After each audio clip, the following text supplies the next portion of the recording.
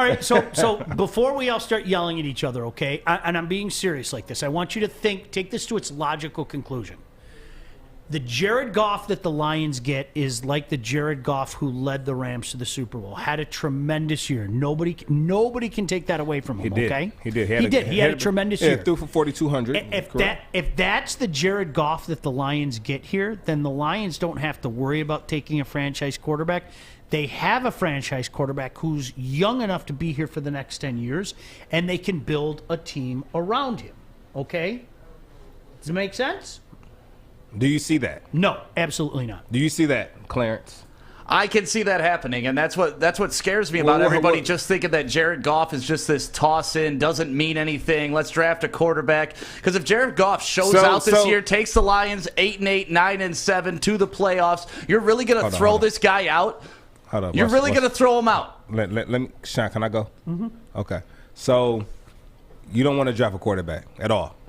Put it on you. Yeah, I don't. No. All right, so basically, you want to go through the same thing we just went through with Matthew Stafford, but not bringing in a quarterback to bring because we knew what we had in Matthew Stafford. You said what?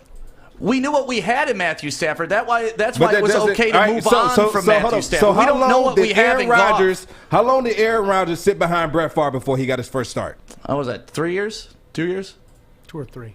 Huh? I don't remember. Yeah, it's right in there. 2 or 3 years. No, it wasn't one. It was 2 or 3 years. It wasn't one, yeah. Right, 2 or 3 years. Why not go get a quarterback that we can sit behind this guy, right, and bring competition to the position to where he doesn't get comfortable? So are you saying Jared Goff is Aaron Rodgers? Is that what you're saying right now? You said what? You're saying Jared Goff is Aaron Rodgers, and that's the situation that we're in? No, it will be flip-flop. It will be whoever's coming in under Jared Goff would be the Aaron Rodgers. But I'm not comparing. So Goff would be Brett Favre. I'm not comparing Jared Goff to Brett Favre, and I'm not comparing Trey Lance or any other quarterback in this draft to Aaron Rodgers. I'm just saying that you have a quarterback, a young quarterback who can come in and bring competition to a position that, in overall, will be better for the team. That's what I'm saying. That's what I'm saying. I'm all for the competition. Right. And what scares me though is if Goff does do okay, and then we got to sit Trey Lance for 2 to 3 years. Now we only have 2 years left on that rookie contract, so we're only going to get 2 cheap years out of him before we got to cash him out and then start destroying the rest of the team. Why would we cash him out when he hasn't played yet? You're going to get cashed out off of what they're not going to pay you off what they think you're going to do. They're going to pay you off what have you done so far. But that's what I'm saying. If we only get 2 years of great play out of him for cheap, right? Then we're going to have to pay a lot. But what happened if Jared Goff comes out and he plays well, and then he's sitting behind Jared Goff for a couple more years? Right. Then we've wasted 3 years of a rookie contract, which is salary cap nightmare. The reason the Kansas City Chiefs are able to operate the way they are, Patrick Mahomes still on his rookie contract. Those rookie quarterback contracts are important. Hold up, they gave him that monster deal, but the point remains. They gave him the monster deal. But even he sat behind someone when he first got in. Yeah, Alex Smith for 1 year. Right. But that was the plan, though. They knew Smith was not going to be the guy moving forward. And they know we don't that Jared Goff with Goff yet. They do know that. They do. How do they know that when he hasn't taken a snap? A snap here. They seen him play. Right. They've seen him in a Super Bowl. They saw him win a playoff game this year without a thumb. Hold on, Sean. So what has he done since he went to the Super Bowl? What has he done? Tell me, Stick. What has he done? He won a playoff game last year without a thumb. Did he win it? Did he come in? He wasn't even starting. Right, he had to come in and bail his damn team out and win the playoff game. That's the type of leader that you want at quarterback. This is my frustration. Why wasn't he starting? This is my frustration with you guys. Stick, why wasn't he starting? Because he had surgery on his thumb. Is that what they told you? No, that's what they told me. Yes. If he had surgery on his thumb, why did he dress? If they knew he wasn't going to play, why did he even dress? Because they didn't have another active quarterback on the roster, and they knew that he was serviceable if they absolutely needed him. And guess what? He sacked up and he saved the game for them. And how did he do? How did he do last year? Tell me about Stafford's playoff performances. How did he do last year? Tell me about Stafford's playoff performances. I want to hear all about them. He was playing for a better team. Oh, Jared Goff played for a better team. The team's the scapegoat. Okay. He played for a better team. They had a better coaching staff. What are you saying? Are we not looking at what Stafford the Lions had were? 12 years. 12. That's over a decade. And they moved on. And he didn't and they had to move on because they knew he's not the guy who could get it done here. So what makes Jared Goff a better quarterback? That he won a playoff game? That makes him better? See, and this is where I'm asking you a question. I'm just asking you a question. And this is where the conversation gets to where it is, because I will admit Matthew Stafford is a more talented quarterback. Does that mean he's a better game manager? No, it doesn't. Does that mean he has better control of his team on the field? No, it doesn't. He just has the attributes. This is where I lose the argument, though, is when you say Jared Goff won a playoff game. He did. He did. We have to give him credit, okay? I'm giving him credit right now. Do you know what his numbers were? That's what I'm saying. He was 9 of 19. Do we really got to go over Tom Brady's numbers in Super Bowls? It didn't mean anything. Like, I could go in there and go 9 of 19, for goodness sake. No, I couldn't. But, I mean, do you understand? No, you could. I can go 9 for 19. No, but do you understand my point? It'd be one. And this is what I tried to convey to Stick. Here's... If we're going to have this conversation, let's have it. You have to, regardless of what your feelings about Jared Goff are, you have to. Jared Goff was outstanding in 2018. He was outstanding, okay? But this is the conversation that I've had a lot of people on social media about it. I acknowledge that. How else do you want me to say it? Jared Goff was outstanding in 2018. Good. But when we have that conversation, he wasn't good the last 2 years. He lost his starting job last year. I mean, he did. He lost his starting job. But everybody said, including Jared Goff, he could have started that game, and Sean McVay wanted to go with the other guy until he got hurt. So, I mean, there's a reason for that. Put the camera on him while he's giving a good take. Put it on him. Not you, Stick. Put it on Stein. He's been a turnover machine. And again, I think it's important for us to be fair, and this is why you have to acknowledge dude had a magnificent 2018 season. He looked like he was going like this. He didn't plateau, okay? He's gone like this on a pretty good team. Now, I'm going to say it again. Guys, true story. And I'm not saying this to kiss your ass, Stick, because that's not me. It would be in the best. If Jared Goff turned into 2018 Jared Goff here, it's the greatest trade in the history of mankind. It is. If he turned into 2018 Jared Goff, you get a guy that's going to be your stud for the next 10 years.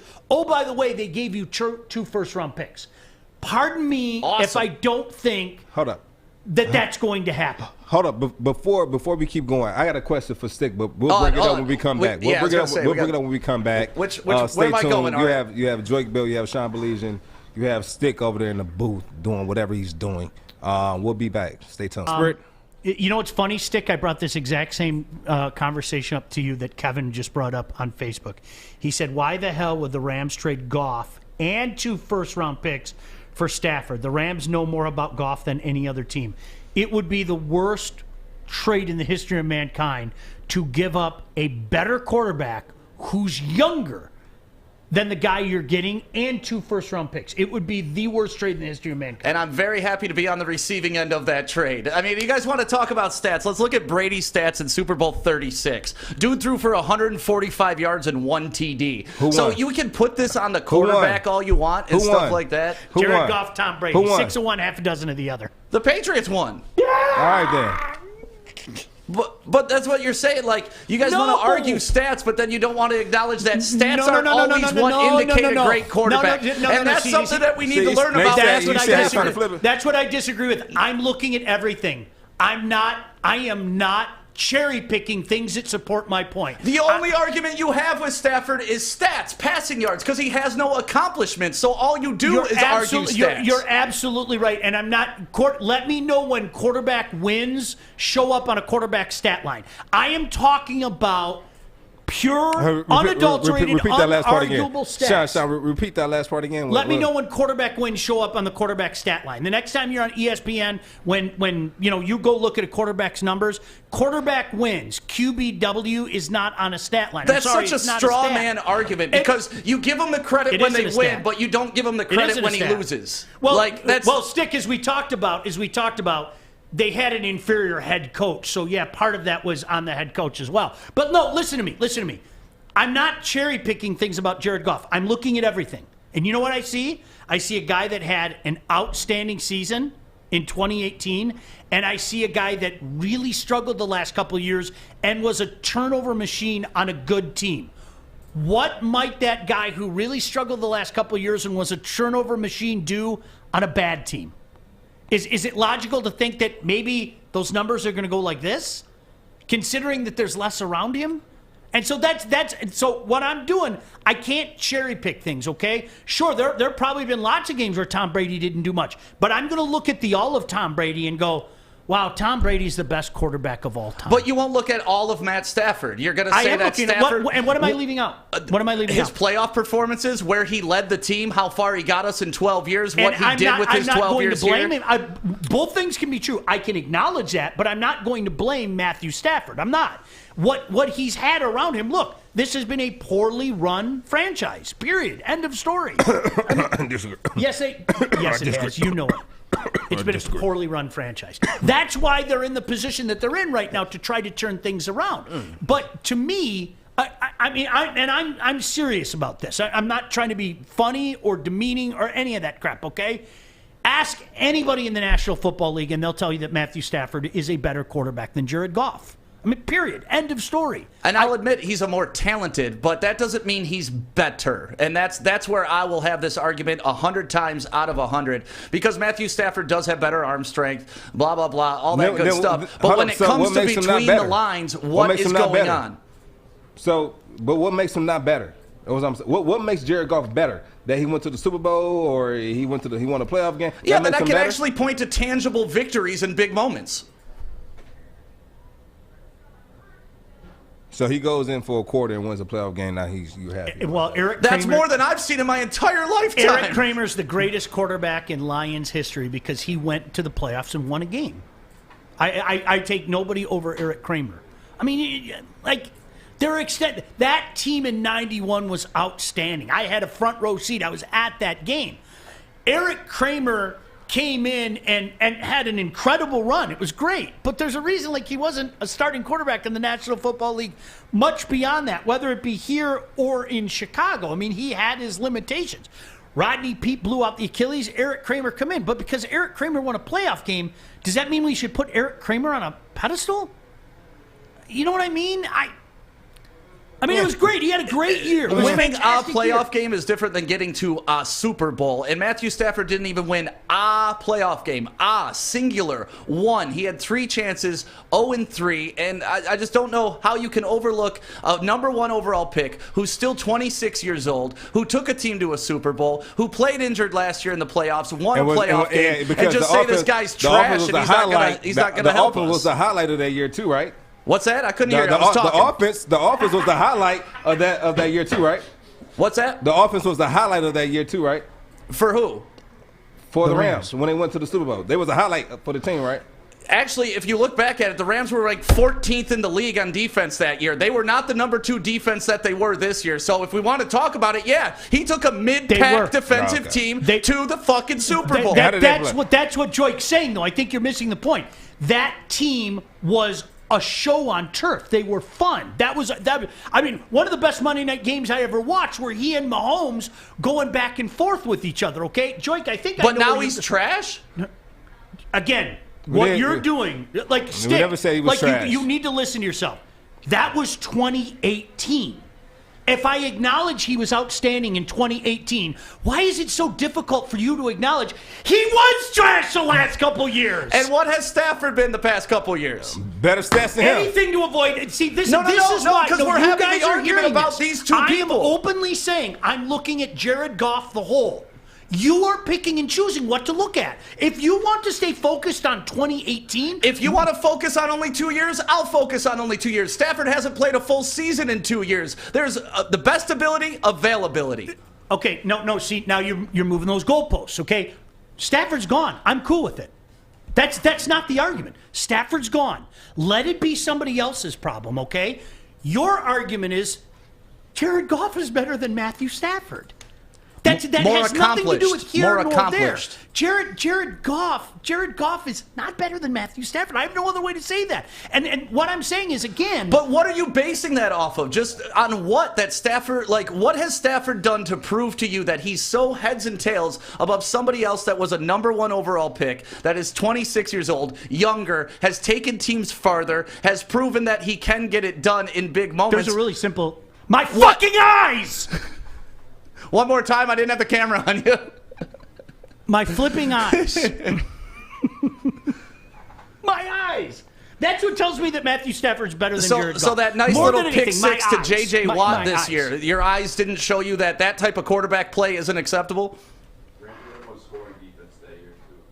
But here, listen. This is again, like if 2019 and 2020 didn't exist, you would have a wonderful point right now. Okay? And if Grandma had balls, she'd be Grandpa. Okay, that's my point. Thank you. You're right. You made my point for me. Hey. You're right. You are so stuck in 2018. I'm not, though. 2019 and 2020 happened. He wasn't good.